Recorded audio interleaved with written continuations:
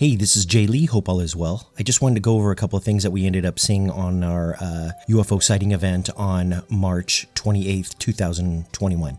I just wanted to thank everyone who came and participated in our event, and there's some great people over there.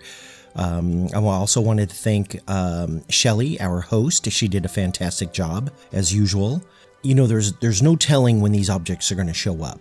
But I would say that most of the objects that we saw were toward the end of the day. And I think that altogether we saw maybe about 10 to 13 objects. So it wasn't horrible. I just felt that, there's a handful of people that ended up leaving without seeing a UFO.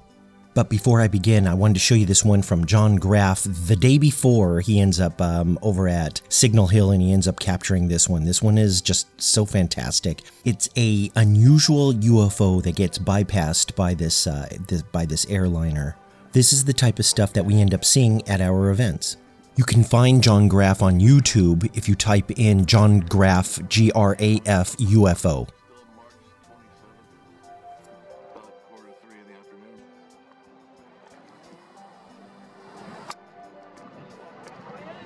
Who are these maniac scum suckers? This is ridiculous. So thanks, John, for talking to us about this UFO, this cylindrical UFO. When did you capture it, and where were you? Okay, I was in Signal Hill in Long Beach, top of Signal Hill, recording the chem jets. They were going over at really low altitudes today. They're getting quite brave about showing themselves lately. Huh. But it was about 2:30 in the afternoon. Okay. And I didn't see it till I got home. It's not like I saw it while I was there, but it did go by. Now, what camera were you using? This was the P1000 Nikon.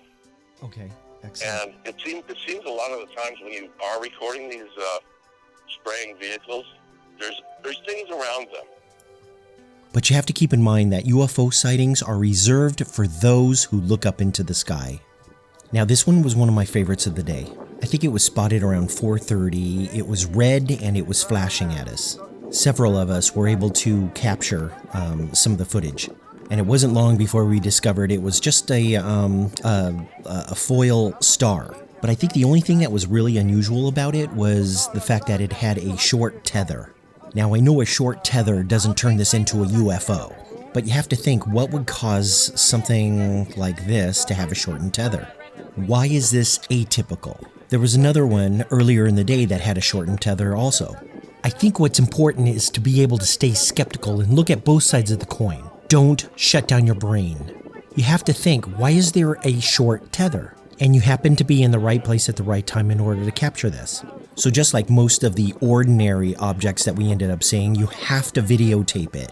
Why? Because even if it's ordinary, even though you know that it's just, a regular balloon or regular object, you videotape it because there might be an orb that bypasses it. Those are always very fun. So we're videotaping it, and one of my good friends, Jim Martin, ends up, stating that there is another object on the left of this object. Jim is a fantastic ufologist, and he's got this great camera that has been converted into an infrared camera. So he sees things we cannot see.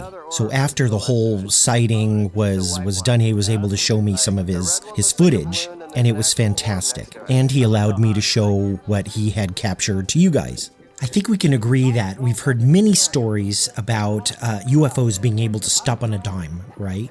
Unfortunately, it's hard to gauge a complete stop with a story. You need something up there in order to truly gauge a stop. The balloon is what we call a leader. It's something that draws our attention to the UFO. So the question is the balloon an accomplice? Anyway, we'll look at that in a minute.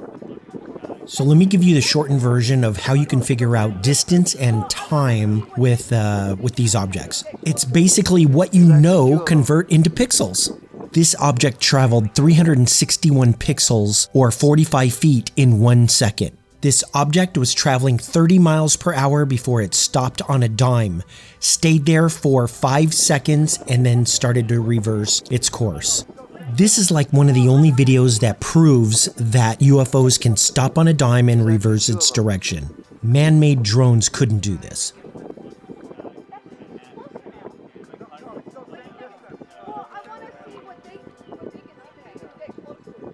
There's actually two of them.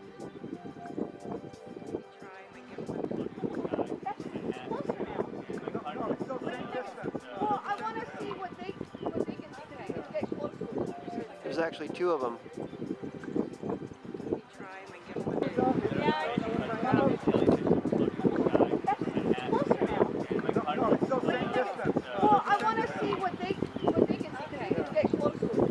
There's actually two of them.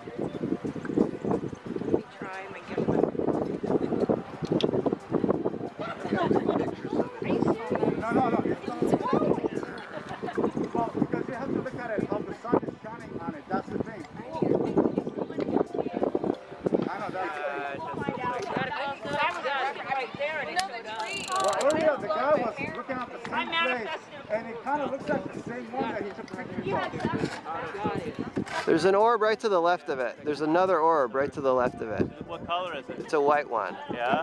Like, The red one looks like a balloon, and there's an actual orb next to it. I'll go tell Hans. Thank you. I'm not sure how Jim saw it, but there was absolutely another UFO.